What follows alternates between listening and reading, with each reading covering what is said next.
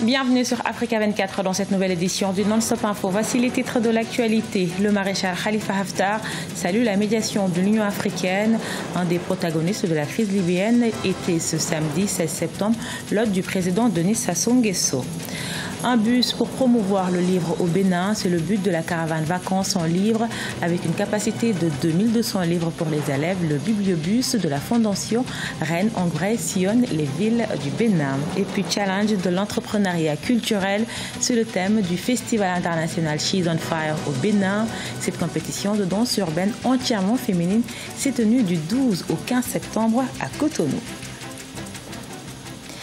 Absent le 9 septembre 2017 lors de la 4e réunion du comité de haut niveau de l'Union africaine sur la Libye, le maréchal Khalifa Haftar a été reçu ce samedi 16 septembre à Brazzaville par le président Denis Sassou Nguesso, protagoniste de la crise libyenne. Le maréchal soutient la médiation de l'Union africaine dans son conflit qui dure depuis 2011. Précision dans ce reportage de notre correspondant Deva Ponzo. Le chef de l'armée libyenne, le maréchal Khalifa Haftar, a été reçu par Denis Sassou Nguesso, président du comité de haut niveau de l'Union africaine pour la Libye, ce samedi 16 septembre 2017 au Palais du Peuple de Brazzaville. Absent pour des raisons de sécurité lors de la 4e réunion du comité, présidée par le président congolais le 9 septembre dernier à Kintélé, le maréchal Haftar a reconnu la médiation de l'Union africaine dans la crise libyenne comme la seule qui est animée par le souci du peuple libyen. L'Union africaine a entrepris cette médiation. Je considère que c'est un devoir. Nous voulons que cette médiation réussisse, contrairement à d'autres médiations de la communauté internationale, parce que nous savons que d'autres pays qui ne sont pas africains et qui sont des pays occidentaux qui interviennent dans la situation en Libye, interviennent pour des intérêts propres à eux, et non pas pour l'intérêt de notre pays et de notre peuple. Selon le maréchal Haftar, il est inutile de revoir les accords de Skirat qui arrivent bientôt à leur échéance. La Libye combat le terrorisme. Aujourd'hui, l'armée nationale libyenne a repris le contrôle de près de 93% du territoire national. Les raisons qui nous ont empêchés d'être présents, ce sont les raisons sécuritaires. Vous le savez, nous combattons le terrorisme dans notre pays. Nous faisons face à des organisations terroristes comme Al-Qaïda et autres. Nous avons mené des batailles, y compris au moment où se tenait cette réunion du comité de haut niveau de l'Union africaine, et grâce à Dieu, nous avons réussi à reprendre du territoire. Nous pouvons dire aujourd'hui que l'armée nationale libyenne a repris plus de 93% du territoire libyen. Le maréchal Haftar est l'un des acteurs clés de la crise qui a divisé son pays depuis la disparition du guide libyen. Commandant-chef de l'armée nationale libyenne depuis 2015, il est l'homme fort de l'Est du pays, contrairement au chef du gouvernement de Tripoli, Fayez al-Sarraj. Au Cameroun, un double attentat a coûté la vie à 5 personnes dans l'extrême nord du pays ce dimanche 17 septembre. Cette attaque attribuée au groupe Boko Haram s'est produite dans la localité de Kossa, un canton situé dans le département du Moyo-Sava. Rappelons que vendredi 15 septembre, le village de la localité de Bondéré a été la cible des insurgés du groupe terroriste. L'attaque avait coûté la vie à 2 personnes, dont un soldat. Monnaie commune pour environ 155 millions d'habitants, le franc CFA est l'objet de plusieurs manifestations dans les capitales francophones. Après Dakar, Bamako, Libreville, un rassemblement anti-franc CFA s'est tenu ce samedi 16 septembre à Cotonou. À travers cette manifestation, les activistes béninois ont réitéré leurs revendications, celle de l'abandon de cette monnaie utilisée dans les pays d'Afrique francophone. Reportage au Bénin de notre correspondant Lefti Ounou. La problématique du franc CFA revient davantage au devant de la scène dans les capitales africaines. À l'instar des autres pays du continent, l'appel à manifestation du 16 septembre 2017 lancé par le Front anti-franc CFA a été suivi par les activistes béninois. À Cotonou, plusieurs mouvements sociaux, acteurs de la société civile et sociopolitique, ont investi la place des martyrs de la capitale économique. Ils se sont réunis pour échanger sur les perspectives de la sortie des pays francophones de la zone CFA. Les grandes lignes, c'est pour briser la chaîne de l'esclavage. Nous voulons, en tant qu'Africains, être véritablement indépendants et jouir des ressources de notre continent, l'Afrique. C'est ça que nous voulons désormais et que cette arnaque cesse. En tant qu'artistes, nous avons fait un choix justement de parler justement du véritable problème de notre continent. Et puis dans le cas de mon pays, le véritable problème, elle a toujours été politique, elle a toujours été notre élite locale qui est trop rattachée justement à cette France et qui ne pense que par elle et qui n'agit par elle et qui ne sont pas du tout proches du peuple.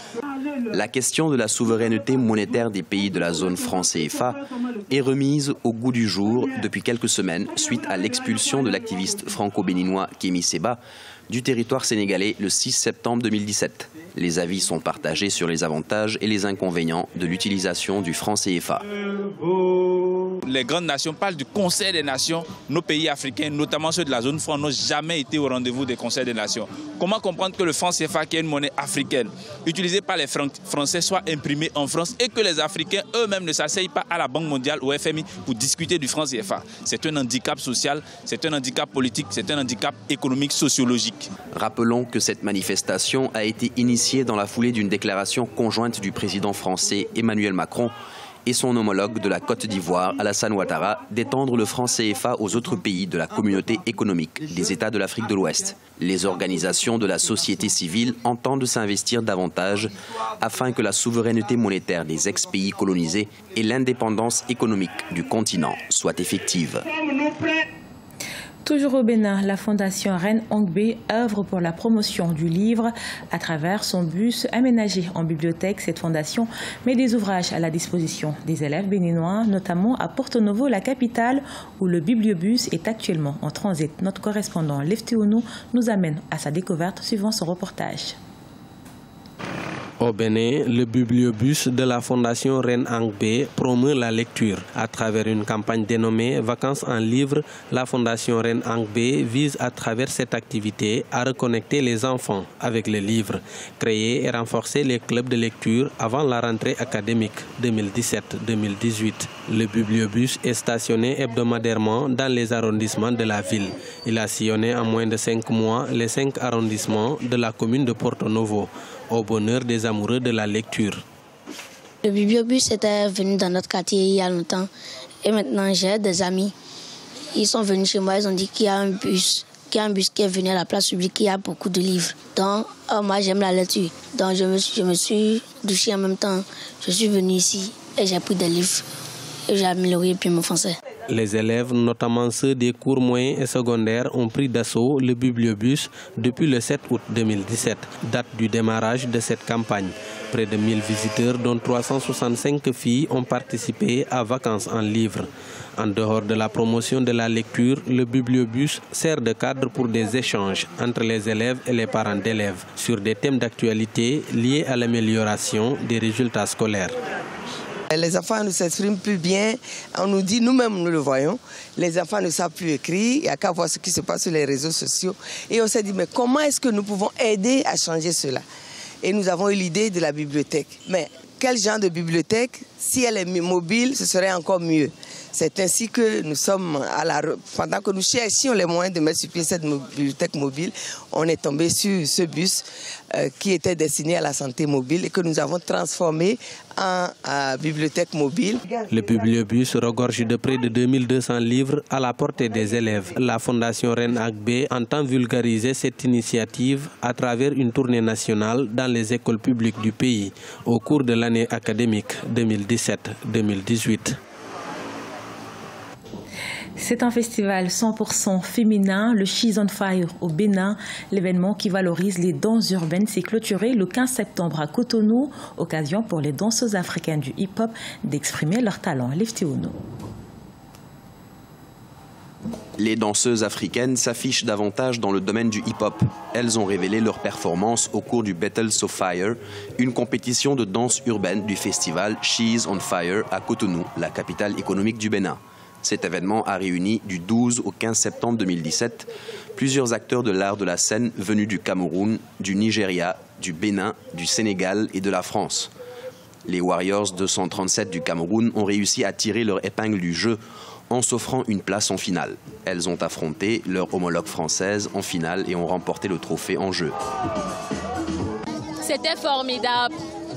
Ça n'a pas été facile pour nous parce qu'on était dans un terrain inconnu.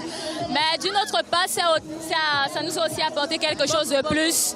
On a eu à rencontrer beaucoup de difficultés, mais à chaque fois, on a essayé de rester très positif parce qu'on s'est fixé un objectif.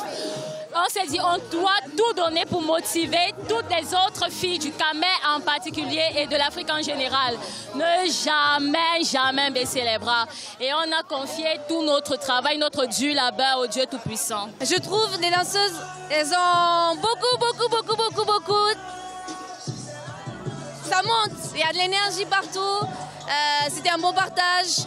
Ça ne s'est pas passé qu'aujourd'hui. On était ensemble depuis quelques jours.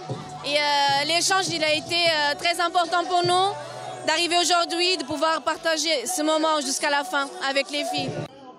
Cette édition 2017 du festival She is on Fire était axée sur le challenge de l'entrepreneuriat culturel. Plusieurs danseuses ont exposé leurs projets culturels. Dans cette perspective, la danseuse chorégraphe camerounaise Agathe Djokam s'investit pour la réalisation de son projet slow dénommé À qui le tour.